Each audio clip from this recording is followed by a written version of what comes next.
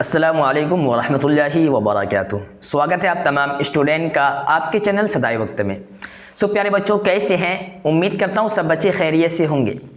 देखिए, आप लोगों का एग्ज़ाम करीब है, 2-3 दिन टाइम बचा हुआ एग्ज़ाम के, और बहुत सारे ऐसे साथी हैं जिसकी तैयारी अभी नामुकम्मल है, यानी कि पूरी कंप्लीट तैयारी नहीं है। ठीक है, तो ऐसे में हम आप लोगों के लिए एक मजमून वाला क्वेश्चन लेके आए हैं। ठीक है, उर्दू सब्जेक्ट का। ठीक है, अभी जो हम आपको क्लास करवाने के लिए जा रहे हैं, ये थोड़ा लंबी क्लास होगी ये, और इसमें जो सब्जेक्ट है ये आपका उर्दू सब्जेक्ट है, और एक जो क्वेश्चन है वो 10 मार्क का होगा। ठीक है, हर एग्जाम के अंदर आपको क्वेश्चन में उर्दू पेपर में एक न एक मजमून के बारे में आता ही है कि आप मजमून लिखें, फला चीज़ पे मजमून लिखें, मदरसा पे मजमून लिखें, शब बारात पे मजमून लिखें, रमज़ान पे मजमून लिखें, नमाज पे मजमून लिखें, यानी कि नमाज के ऊपर एक खत लगी कि नमाज क्या है उसके बारे में बताए, शब बारात के बारे में बताए, मदरसा के बारे में बताए, कुतुब खाना के बारे में बताए। तो हम आपको आज की इस क्लास में मजमून लिखने का तरीका ही बताएंगे। इससे पहले हम आपको बताए थे कि अपने उस्ताद को किस तरीके से मजमून लिखेंगे, यानी कि खत किस तरीके से लिखेंगे, लेकिन यहाँ पे मदरसा मजमून ये अलग हो गया। ठीक है, तो यानी मदरसा के बारे में बताने के लिए अगर बोला जाएगा आपको, ये क्वेश्चन 10 मार्क का आएगा, एग्जाम के अंदर पूछा ही जाता है। ठीक है, तो आज की इस वीडियो में 3-4 हम आपको मजमून बताने वाले हैं क्लास में, जो आप बआसानी लिख पाएंगे। ठीक है, और क्लास के बीच में आपको एक खास ऑफर भी मिलने वाला है, तो इसलिए थोड़ा क्लास को स्किप नहीं कीजिएगा, पूरे क्लास को आपको रेगुलर करना है। ठीक है, थोड़ा भी स्किप नहीं कीजिएगा, अदरवाइज आप उस ऑफर को खो देंगे। ठीक है, तो चलिए फटाफट क्लास को शुरू कर लेते हैं। तो यहाँ पे देखिए कि लिखा हुआ है इस्लामी, यहाँ पे देखिए शब बारात। ठीक है, यानी कि क्वेश्चन आएगा कि शब बारात पे मजमून लिखे, तो आपका 10 मार्क का रहेगा, यानी कि 10 नंबर आपको दिया जाएगा। ठीक है, तो आपको क्या करना है, फौरी तौर पे अगर यही क्वेश्चन आ जाए तो क्या करना है, यहाँ पे लिखना है इस्लामी साल का 8वां महीना शाबान है। अब देखिए यहाँ पे पहले मैं आपको बताऊं कि इसको आपको याद नहीं करना है। ठीक है, पहले मैं जिस तरीके से पढ़ा रहा हूँ आप पहले क्लास को कर लीजिए। बहुत सारे ऐसे स्टूडेंट हैं जो कमेंट करें कि सर इतना लंबा जो आंसर, इसको किस तरीके से याद किया जाएगा। ठीक है, तो हर आंसर को याद नहीं किया जाता है, किसी को समझा भी जाता है। आपके जो टीचर है आपको जो बता रहे हैं, सिंपली उनकी बात पे आपको अमल करना है और उनकी बात को मान के चलना है। ठीक है, तो हम आपको याद करने के लिए नहीं कर रहे, सिंपली क्लास को कर लीजिए, आपके जहन में खुद ब खुद बैठ जाएगा। ठीक है ना, पहले मैं बताता हूं, उसके बाद बताऊंगा कि क्या आपको याद करना है या नहीं याद करना। ठीक है, लिखा हुआ कि शब बारात, यानी कि शब बारात पे एक मजमून लिखने के लिए अगर कहा जाए तो लिखा है कि इस्लामी साल का 8वां महीना शाबान है।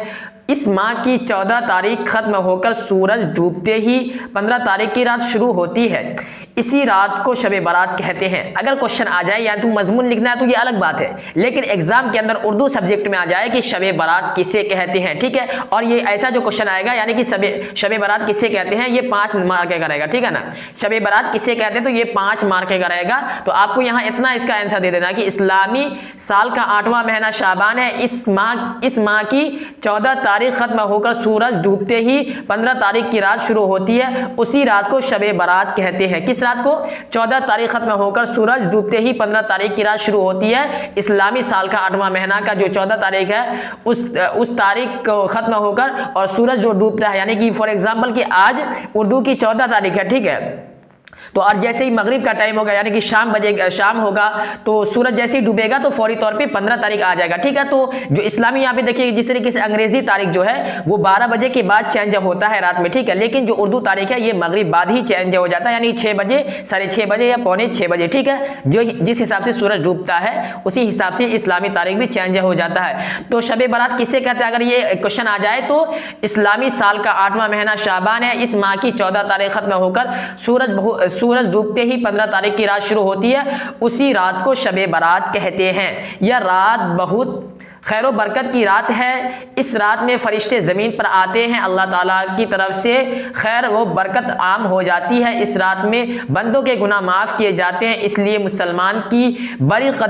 मुसलमान इस रात की बड़ी कदर करते हैं, अच्छा खाते और खिलाते हैं, रात भर कुरान मजीद की तिलावत और नमाज में मशगूल रहते हैं, कब्रिस्तान भी जाते हैं और मुर्दों की मग़फ़िरत के लिए दुआ करते हैं। शब बारात में लोग चरागा भी करते हैं। यहाँ पे देखिए कि बहुत सारे ऐसे हैं कि अभी जो कन्फ्यूजन है, क्या शब बारात में कब्रिस्तान पे जाया जाता है, चरागा किया जाता है, तो इसके बारे में भी मैं बताने वाला हूँ। ठीक है, ये करना सही है कि या नहीं है।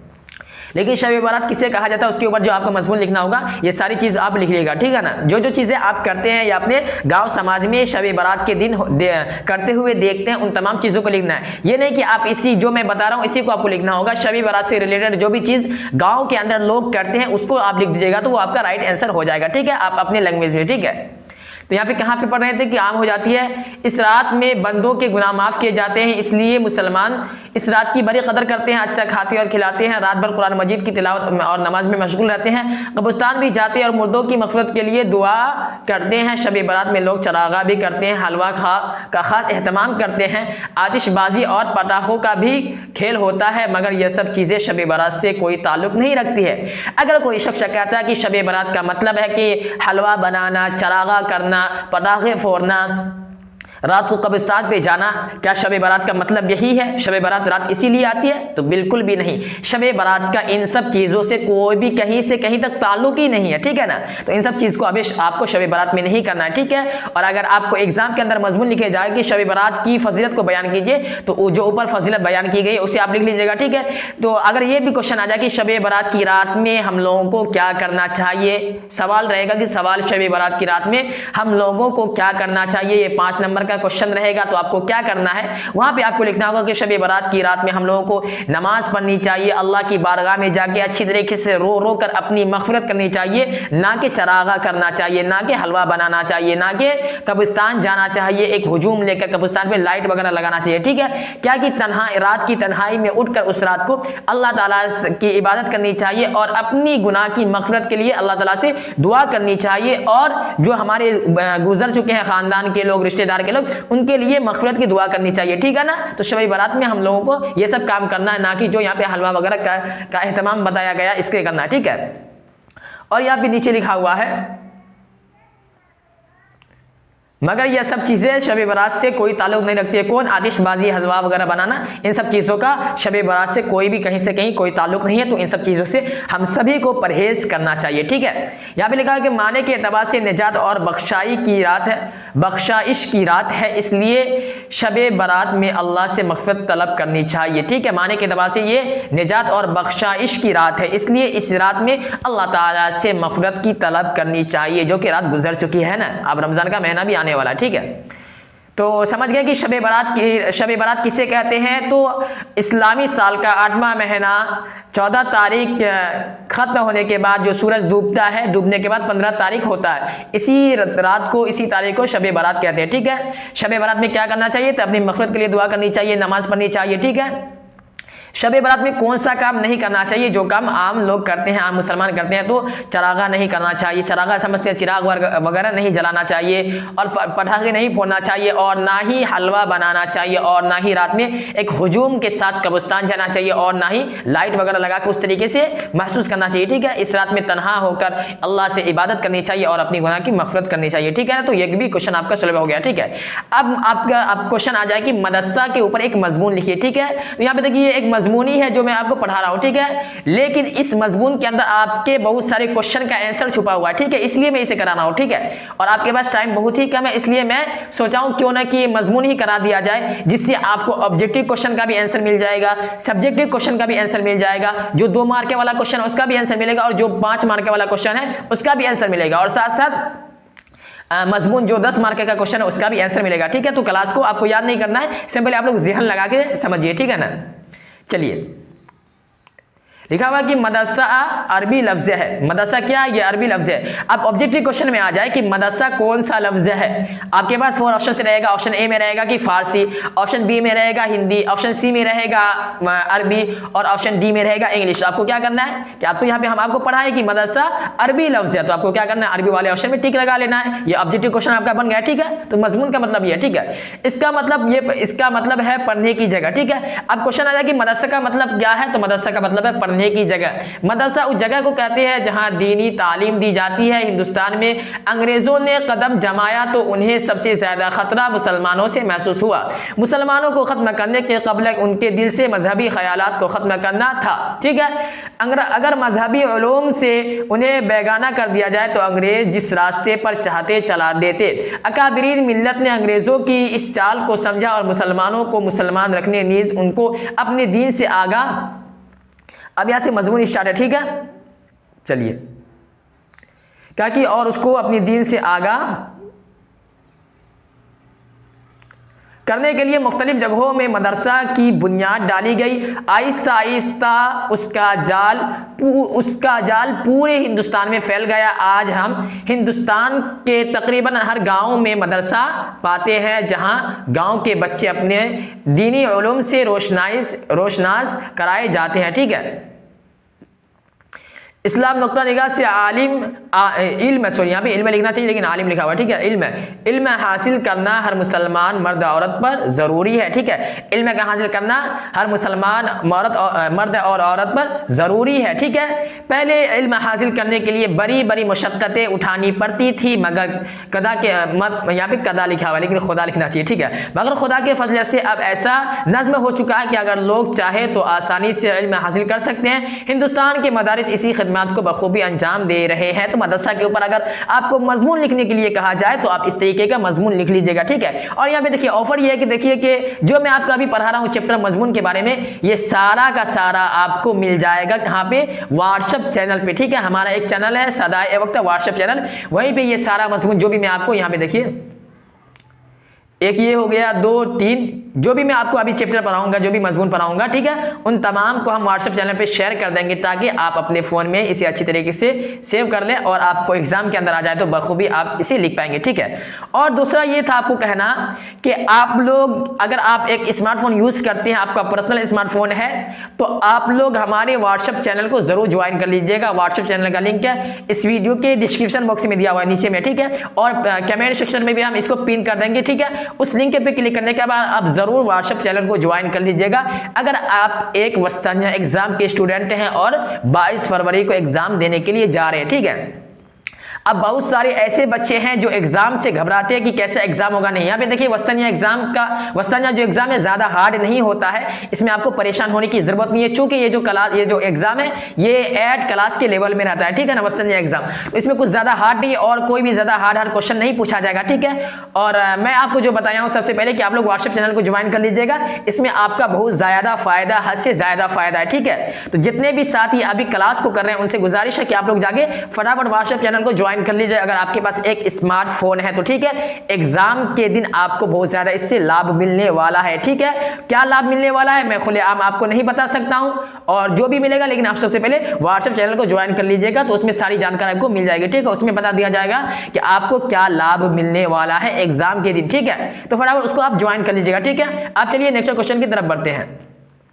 अब यहाँ पे देखिए कि नमाज के बारे में लिखा हुआ। ठीक है, इस्लाम में सलाह या नमाज को दीन का सुतून करार दिया गया है। ठीक है, गोया दीन की पूरी इमारत नमाज पर कायम है। नमाज की अदागी का अंदाज मैदानी जंग में एक लश्कर की तरबियत से बहुत मुमताज है, जिसमें एक सिपा सालार लश्कर की क़ियादत कर रहा होता है, एक नकारची होता है जो सिपा सालार के तमाम अहकामात व पैगामात को लश्कर के तमाम अफराद तक पहुँचाने की जिम्मेदारी अंजाम देता है, और फिर सब बस्ता फौज अब जो अपने सिपा सालार के एक एक हुक्म को सुनकर पूरी तनदही से अंजाम देने की कोशिश करते हैं। नमाज की अदागी भी इसी मुनज़्ज़म अंदाज में होती है, और मुसलमान स्कॉलर जहां नमाज के दीगर फ़वाइद का जिक्र करते हैं वहां उस फ़ायदे का खुसूसी जिक्र होता है। नमाज की अदागी मुसलमान में नज़्म व ज़ब्त पैदा करती है। कुरान की एक आयत में है कि नमाज बेहयाई और बुराई से रोक देती है। वो कौन सी आयत है?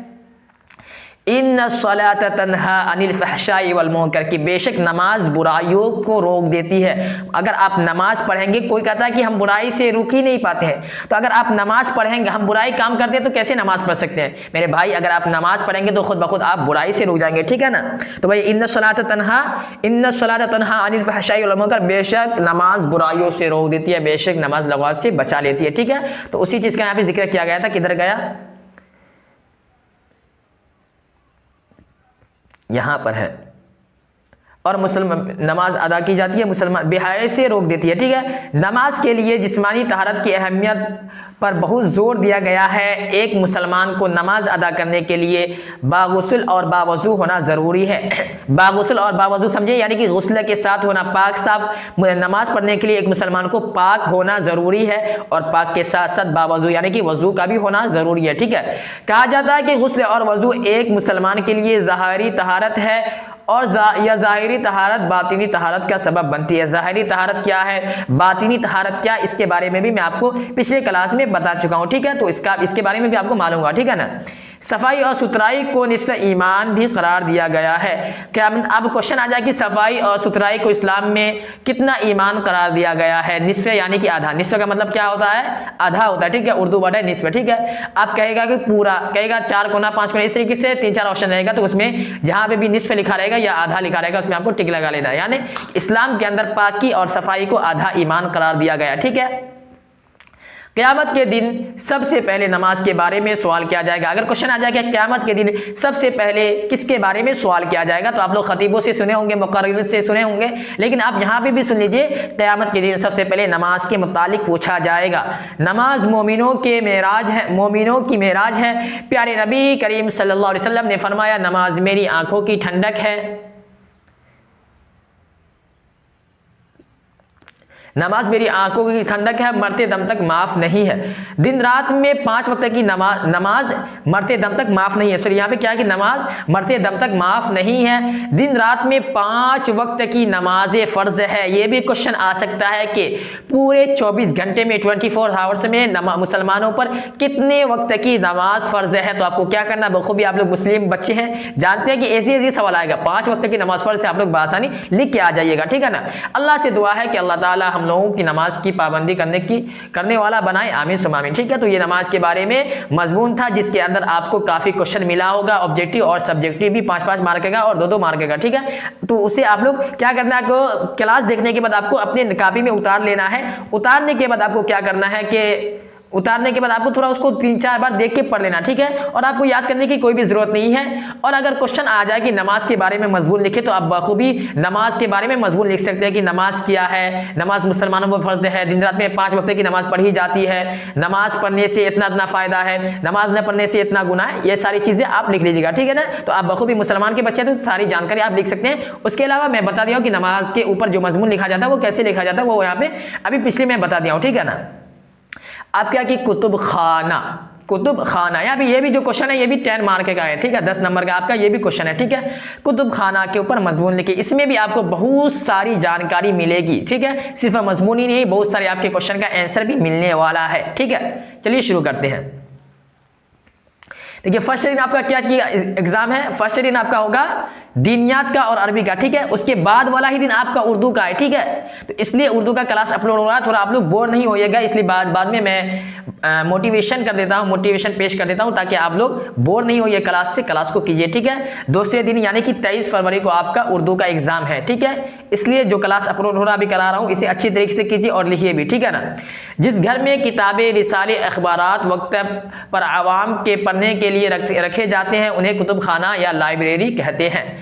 अगर क्वेश्चन आ जाए कि कुतुब खाना किसे कहते थे, जिस घर में किताबें, रिसाले, अखबारात वक्त पर आवाम के पढ़ने के लिए रखे जाते हैं, उन्हें कुतुब खाना कहते हैं या लाइब्रेरी कहते हैं। किताबें दुकानों में भी मिलती है, लेकिन वह फरोख्त के लिए होती है, इसलिए उसको कुतुब खाना नहीं कहा जा सकता। अगर क्वेश्चन आ जाए कि किताबें दुकानों में भी मिलती है लेकिन वह फरोख्त के लिए, अगर क्वेश्चन आ जाए कि दुकान के अंदर किताब रखा जाता है, फिर भी दुकान को कुतुब खाना क्यों नहीं कहा जाता। यानी कि आप देखेंगे मार्केट के अंदर बहुत सारा दुकान है और उस दुकान के अंदर सिर्फ और सिर्फ किताब ही रखी होती है, ठीक है। तो फिर उस दुकान को कुतुब खाना हम क्यों नहीं कह सकते हैं, ठीक है। और जहाँ पे देखते होंगे कि मदारिस में या कॉलेज में या स्कूल में बुक वगैरह रखा हुआ रहता है, जिसमें जाके बच्चे लोग मुताला करते हैं, स्टूडेंट लोग पढ़ते हैं, टीचर लोग पढ़ते हैं, तो उसको किसी, अगर स्कूल के अंदर आप होंगे तो वहाँ पे लाइब्रेरी बोला जाता है, मदरसे के अंदर कुतुब खाना। तो इस वहाँ पे दुकान में भी किताबें रखी हुई होती है, लेकिन उनको क्यों नहीं कुतुब खाना या लाइब्रेरी क्यों नहीं बोला जाता है? क्योंकि वहाँ पे इसलिए नहीं बोला जाता, आपको जवाब में देना, इसलिए नहीं बोला जाता कि वो किताबें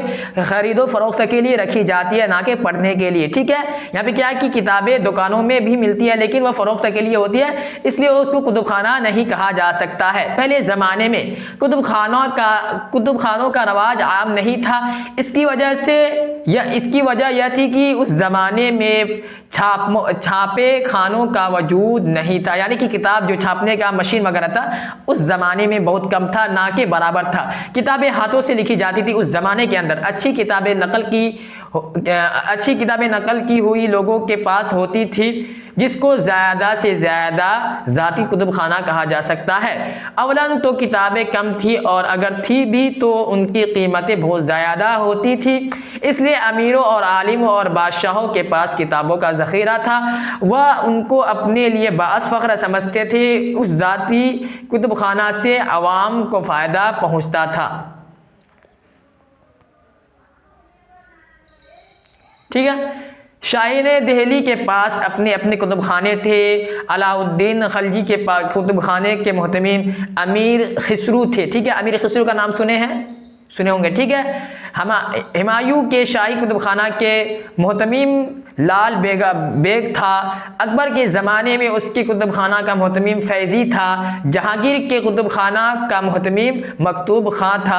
अगर क्वेश्चन आ जाए कि अकबर के कुतुब खाना का मोहतमीम कौन था, तो आपको क्या जवाब देना है? अकबर के कुतुब खाना का मोहतमीम फैज़ी था। जहांगीर के कुतुब खाना, ये जो बड़े बड़े बादशाह है, ठीक है, अकबर बड़े बादशाह है, जहांगीर बड़े बादशाह है, इन लोगों का जिक्र भी आया है, हम आपको उर्दू में कराए हैं। ठीक है ना।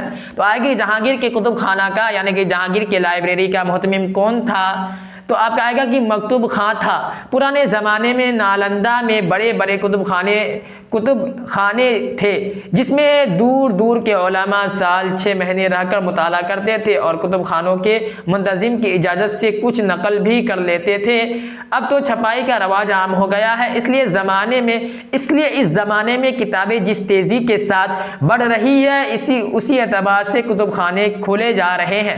लोग अपनी ज़ाती लाइब्रेरी भी खोलते हैं, जिनमें अपना सरमाया लगाकर किताबें जमा करते और गवर्नमेंट की तरफ से इमदाद भी हासिल की जाती है। ठीक प्यारे बच्चों, तो ये था कुतुब खाना के बारे में मजमून, जिसमें आपको बहुत सारा और भी नॉलेज मिला है, और भी क्वेश्चन, ऑब्जेक्टिव क्वेश्चन वगैरह का। ठीक है। और कितना क्वेश्चन हमको करवा चुके हैं अभी? कुतुब खाना के बारे में मजमून हो गया, नमाज के बारे में हो गया है, हमारा मदरसा यानी कि मदरसे के बारे में मजमून हो गया, और शब बारात के बारे में भी मजमून हो गया है। तो इन तमाम तीनों चैप्टर को आप लिख लीजिएगा, ठीक है, अच्छी तरीके से, और देख के जहन लगा के 3-4 बार अच्छी तरीके से पढ़ लीजिएगा। और अगर ये आप लेना चाहते हैं, ये जो 3 चैप्टर है ये लेना चाहते हैं, तो सिंपली हमारे व्हाट्सएप चैनल को ज्वाइन कर लीजिए। व्हाट्सएप चैनल का लिंक है इस वीडियो के डिस्क्रिप्शन बॉक्स में दिया हुआ है, वहां पे क्लिक कीजिएगा, फौरी तौर पे आप व्हाट्सएप चैनल को ज्वाइन कर लीजिएगा। वहां पे हर एक चीज की आपको नोटिफिकेशन मिलेगा, और इसी तरीके से ये तीनों चैप्टर भी आपको मिल जाएगा। ठीक प्यारे बच्चों, तो चलिए आज की इस क्लास को यहीं पे समाप्त करते हैं। आज का क्लास आप लोगों को कैसा लगा, समझ में आया या नहीं आया, आप लोग अपनी राय कमेंट सेक्शन में जरूर दीजिएगा। चलिए प्यारे बच्चों, फिर मिलते हैं किसी और क्लास में, तब तक के लिए खुदा हाफिज, अस्सलामु अलैकुम। आप तमाम साथी अपना ख्याल रखिएगा।